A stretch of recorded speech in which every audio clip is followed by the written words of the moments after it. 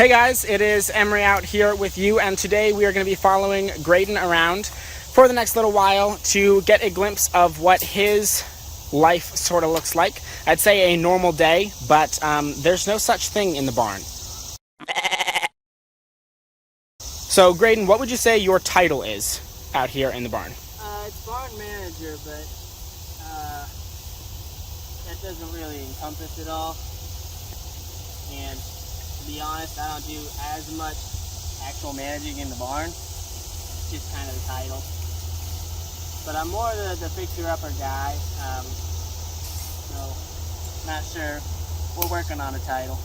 All right, so if you had to say what a normal Monday looks like, and that doesn't necessarily mean, the exact jobs you do, but times that you get here, different things that you have to do on a daily basis.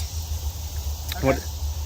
So I get here at 7 every day, and then sometimes I have part-time help that comes in. There's 2 full-time employees other than me in the barn right now. The one of them I manage, the other one is kind of my co-manager, so I do not have to manage her hardly at all. So I usually make sure, they come in and they start on all the manual labor, and I will start on figuring out whatever projects I'm going to be doing for the day and get computer work done that I have to get done early in the morning. After that, we move on to projects. So, like this is what I'd consider project, is taking this fence down. It's high priority, so we got out there first thing in the morning and did this. I have a part-time employee that comes in sometimes, so manage him, and so between him and that full-time employee, we get to take out the big projects. Other than that, just little projects I have to do on my own, such as building things, fixing things like wood chipper shredder, doorknobs, just anything that needs to get fixed. And there's all kinds of things all over the place that's going wrong and breaking down, so. That makes sense. So, and would you say that carries through the rest of the week? That's not an individual day? Yeah, Monday's not that much different from any other day for me. Okay. So, what are the projects that you're working on this week, or that you've already got accomplished this week? This week there's a lot of fence taking down so that we can continue to break ground out here. So we've taken down a lot of fencing. I am building on a molding press, so a new press that I created and designed to press the soap out of the molds. Instead of just doing that individually by hand, it does all 3 at once, and it's a press, so it's got more leverage. So I did 2 prototypes, like last week and the week before, and now I'm making the actual one out of metal. So that was what was on the agenda for this week, but I didn't get it finished yet because we had all this fencing to do. That kind of popped up. Other than that, cleaning off the sides of the buildings. Power washing certain areas that haven't been power washed in a long time, and then I have to get a bunch of tools together because we're clearing out some woods later, so I have to get a bunch of tools sharpened. I have to make sure the chainsaws are in good condition. I have to fix the chipper shredder. Yeah, that's this week mostly. Nice. So what would you say, or how dependent would you say is your job on weather? Well, it's kind of a trick question, because half my jobs are inside, half are outside, and usually if it's an outside job and it's high priority, I don't really get a choice. If it's raining, I have to do it anyways. So, dependent, I'd say probably doesn't really matter, but how much does it affect? It affects it a lot. I'm outside almost all the time. So what would you say is your favorite weather to be working in, and what is your least favorite weather? Heat or rain? Favorite weather, kind of like everybody's favorite, partly cloudy, 65 to 70, nice breeze, maybe a little warmer than that. I like it a little warm, not this warm. And then my least favorite is in the 30s and raining. I'd rather have it freezing, but when it's really, really cold and wet, that's just me. Okay. Chills you right to the bones. Nice. So, you manage the barns, which is, how many different barns are there that you manage?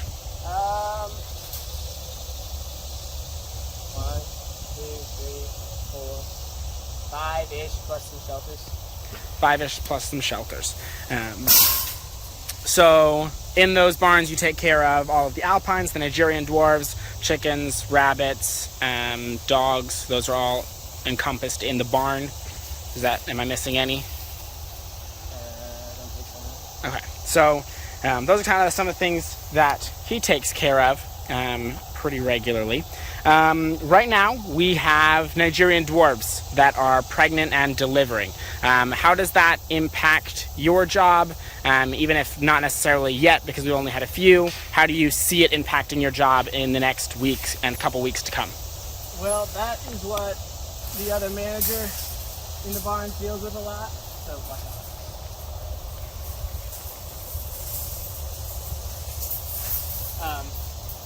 So she's kind of gonna take over all of that. She does more of the day-to-day stuff in the barns, which is what I was doing years ago. And she's taken that over and did a very, very good job. So it does not affect me too much. When she needs help, I'll be the guy who calls. But for now, it's not going to affect me too much. It just means I can't rely on her to help get my projects done. So I'm just required to do more by myself, really. That makes sense. So how long have you been working in the barns and managing the barns, and kind of tell me how you evolved to get where you are at this point? I've been in the barns for 9 years since we built them on this property. I've been working with them. I wasn't always manager, but I was pretty much the original person that started installing ways of doing things and Systems. Yeah, installing systems. Before then it was just okay. We'd get whatever work needed to get done, and then the rest was whatever. But I was kind of the ones who started to set goals and guidelines, and really, I don't want to say industrialize, but Systemize. Yeah, just systemize the whole process of farming our goats and all the animals. So, would you say that what are some of the biggest ways you've grown in the last 9 years and things that the job has taught you? Problem solving, which is kind of what my job is now, is problem solving. I could always do the work, but whenever there's problems, you'd have to go to somewhere higher up. Well, there isn't a whole lot higher up now that is going to know any better than I do, so if there's a problem, I just got to figure it out myself, which is why I think I'm moving away more from the daily upkeep and all that, and moving more into the problems to solve area, all the projects, all the things that need to get fixed, because that's basically all I do now is solve problems. Nice. So what was the largest amount of goats that you ever had to manage? I have no clue, but probably around 300. Around 300. And is there a number that you think is best for this farm to support? Like, was that too many? Was that just about the max? No, I don't think there is a number that's just right for this farm to support, because we have infrastructure, so it really depends on labor. You get more labor, and we can do a lot of goats here, but without labor or without a purpose for the goats, there's no need or capability. Nice. So this pen, what was this pen before you're taking it down? This was the buck side. This was one of the, what we call past the downs. This hillside here, we call the downs. Everything back behind it floods. So we can't keep goats down here. There's no water, like for them to drink. But there's a lot of foliage, as you can see. So we had this split into 3 pens, and we would rotate the goats around back. There's an aisleway that comes through here. And so we'd rotate them through this. We're working on dividing it into more than 3 so we can rotate pastures more often, but we're taking this down so that they can continue to slope this hillside and shape it, and then we'll re-put up a straight line fence that's not dodging through all the trees that were once here. Nice. So, do you have any stories about putting fencing up, potentially even this fence that you're taking down? I mean, not stories. Fencing sucks. Always has, and always will. It's just, I will say, we always seem to want to put fence up in the fall, right when it gets really rainy and cold, like I was just telling you, is my least favorite weather. And that was, I put up a lot of fences so you can't feel your fingers, can't feel your toes. You're just sitting out there dealing with, and I used to be a lot smaller, and these things are not incredibly heavy, but they're really wide. So they kind of throw you around a bunch. So yeah, being a little guy out in the nasty, nasty weather, working for hours on end, getting thrown around by the cattle panels. It's not fun. Nice. So why do we use cattle panels as our fencing if they're such a pain in the butt? Because goats are escape artists. They'll really find any way to get out, and these things are pretty solid.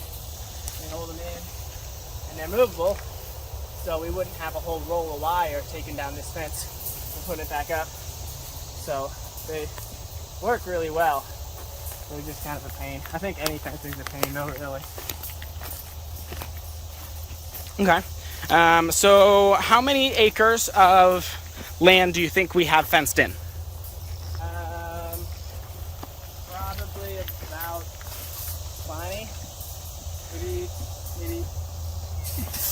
maybe 25. So 20 to 25 acres of fenced in land, and approximately how much of that would you say that you have fenced in, been there to fence in, you know, been on the team that was fencing it in?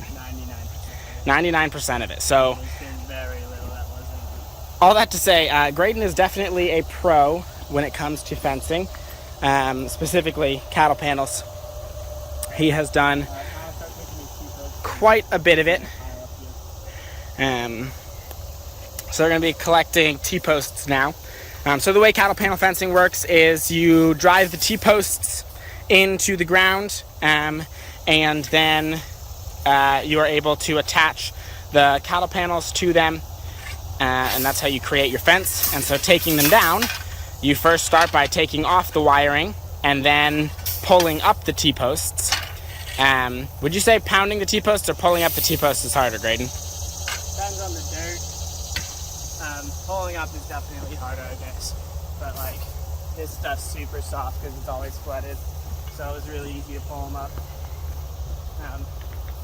So the only time it's not pulling them up is harder is if it's like pulling up in this and pounding in gravel.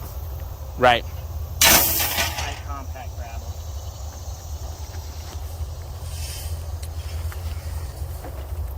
So, you have been in the barns for 9 years. Where were you before the barns? I did everything, honestly. Before that, I did unmolding. I did making laundry soap. That was my job for a while. I made the laundry soap. I was really the first person that took over that job. Bagging, unmolding, cutting. I never did lotions or lip balms because they weren't around when I was working up there. I made the soap, not as like it was never like my job to make the soap, but I helped make the block molds, and I'd help make the soap when they needed help. So yeah, just all over the soap room areas. Okay. So which is your favorite breed of goats that we have? Alpines. Why? Not like the Nigerians. The Alpines are very, very friendly. They're just more tame. The Nigerian dwarfs are much more jumpy, and they're easier to handle. You would think smaller is easier, but it's not. If you've ever tried to lead a goat while you're bending over like this, you don't have a whole lot of push and pull. Not a whole lot of push and pull if you're leading a goat like this, you know. And they're dense and fast, the Nigerian dwarfs. So they're just a lot more of a pain in the butt to deal with, and they're not as easy to hand milk. Their is really, really annoying. They're so high pitched, their voices. So that's really, really bothers me. The Nigerian dwarfs are a lot higher maintenance than the Alpines. That makes sense. That makes sense. And you've dealt with a bunch of other animals as well. Are goats, would you say, easier than most animals, harder than most animals, just different than most animals? And do you have any insight onto why? I've dealt with goats the most, so I know how to treat them the easiest. So I'd say I like goats the best. Sheep are really, really, really dumb. Sorry for all you sheep lovers, but sheep are just dumb. Goats are smart, which sometimes is worse than being dumb, being an animal. Fencing being one of those things. Like, goats are smart, they'll get out of fencing, but goats are a lot easier to herd than sheep, in my experience, because the sheep freak out, and so one of them will just run the opposite direction, and you have to go all the way back and get it. I don't know much about medicating sheep and stuff, but I will say with goats, it's decently complicated. There's some things there, but once you know it, it's not that bad. I guess that's kind of how it is with everything, though. I like cows, but I would just say they're harder to handle just because they're big. You can have really good cows, but sometimes they're a real pain in the butt to move around. Also, goats are easier to herd, for sure. Goats are really herd mentality. They can't be by themselves. So when you're herding them, I can herd the goats myself in a pen that has no walls. Like, you can get them going in one direction pretty easily, especially if you're thinking about their motives. Giving them some feed over there, or at least having it be a place that they know where they're going and not something unfamiliar. Nice. All right, so would you say there's anything in your job that we didn't cover? Anything you wanted to say before we go ahead and wrap this up? Not really. Alrighty, well, thank you for your time, and we will catch you guys later in other videos. Bye, guys. Work hard. Get dirty. Use good soap. GoatMilkStuff.com